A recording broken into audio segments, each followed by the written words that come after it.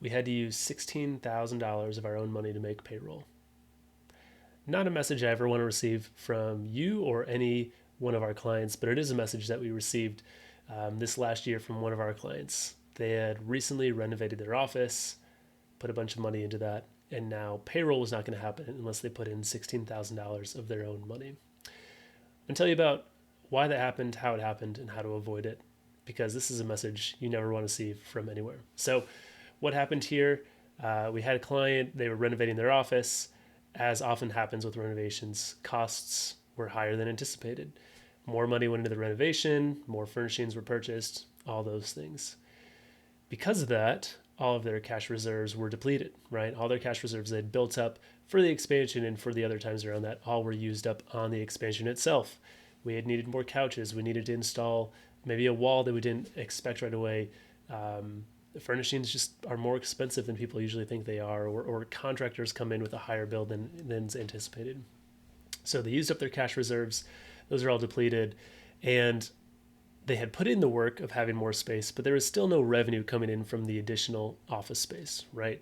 As we see with most practices, the more office space you have, usually the more revenue you can generate. But there's also a weird lag time, right? Where you put in the work to renovate the space, you put in the work to build a larger space, have more offices, allow you to have more therapists, but it takes a while for those therapists to be in that space, be seeing clients, and be generating revenue. So you have this big expense, this big cost overrun, you've used up your reserves, and there's still no more revenue coming in.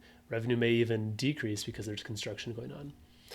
So the owner had to inject $16,000 of their own personal money into the business, kind of a rushed situation, to make payroll work.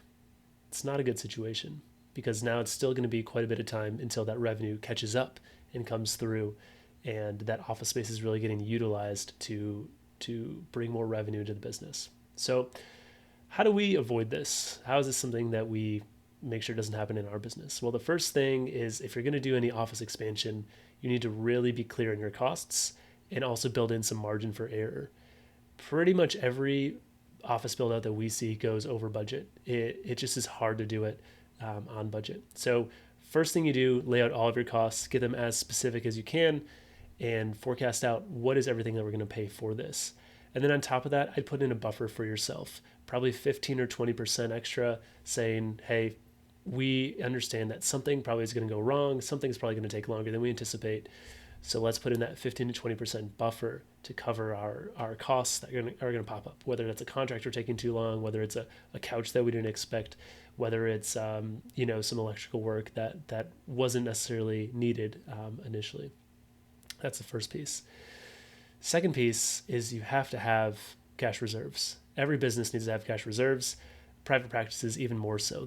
Private practices are so reliant on kind of the revenue and payroll cycle, right? Payroll is such a huge cost that we have to have reserves built out to be ready for that.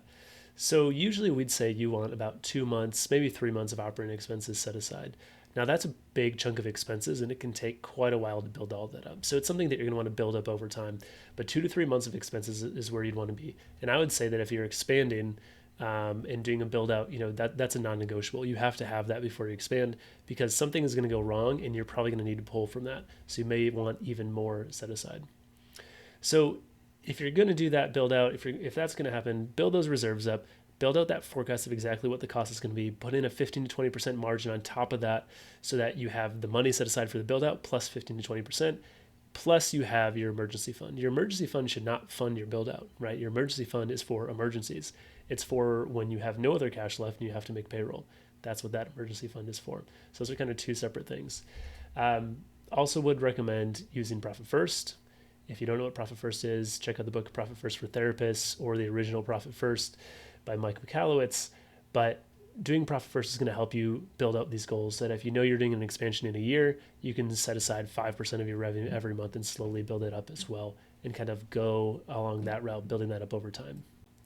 If you do those things, you should be in a good place. But here's the one other mindset thing to think about. When you're looking at your bank account, remember that every dollar in that bank account should have a job. Every dollar in that bank account should have a purpose. If you just look at the bank account and see $20,000, that $20,000 is likely not all available to you to use for an expansion, for example. Some of that's going to need to go to taxes. Some of that's going to need to be for an emergency fund. Some of that's going to need to be for future expansions or purchases or continuing ed, things like that. Oftentimes as owners, when we look at our cash in our account, we see whatever that amount is. We say, cool, I can use that for whatever I want to use it for. But oftentimes we need to put that money into separate accounts or separate envelopes to give it a job and give it a purpose.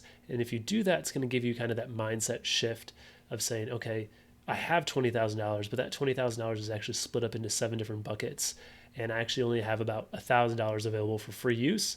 The other 19 is separated for future payroll, taxes, expansion, savings, whatever that is. So having a system, and again, Profit First is a great way to do this, but some sort of envelope or account system to put a purpose on your dollars, give your dollars a job, is super helpful to help you see kind of the real true cash picture. Too often we see owners looking at their cash and the full amount seems to be available to them, and that's so rarely true in a business. So have a purpose for your dollars, have an account or multiple accounts set up. It may feel crazy to have 7, 8, 9 accounts, but it can be so helpful in kind of that visualization. If you need a template to think through Profit First or think through how to set up those accounts, we have multiple templates available. Shoot me an email, put in the subject line, Profit First templates. I'm happy to share that with you. All right. Hopefully this has been helpful. Hopefully you don't have to inject $16,000 back into your business, but it does happen more often than you'd think. So go out there, make sure if you're doing any expansion, you have a great plan, you're setting that money aside, and you're ready to go.